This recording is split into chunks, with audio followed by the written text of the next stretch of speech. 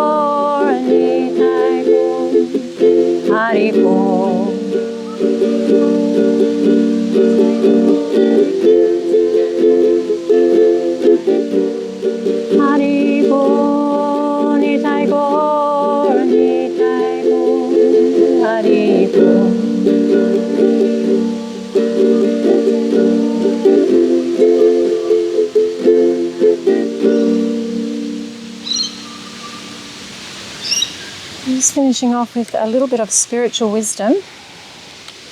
This is from a really fantastic website. If you want more information about yoga wisdom, the website's called wisdom.yoga. And this is the sweet fruit of self-realization. The sweet fruit of self-realization is to experience deep and lasting inner peace and happiness, a life full of meaning and purpose, and fearlessness in the face of death. According to ancient yoga scripture, in order to achieve the highest happiness of wisdom and spiritual love, we need to know our true identity. This means finding the answers to the question, who am I? What is my purpose in life? Why am I here? Nothing could be more practical and important. Nothing could be a more practical and important use of your time and energy than seeking to discover the answer to the question of your true identity. The answer to the question, who am I?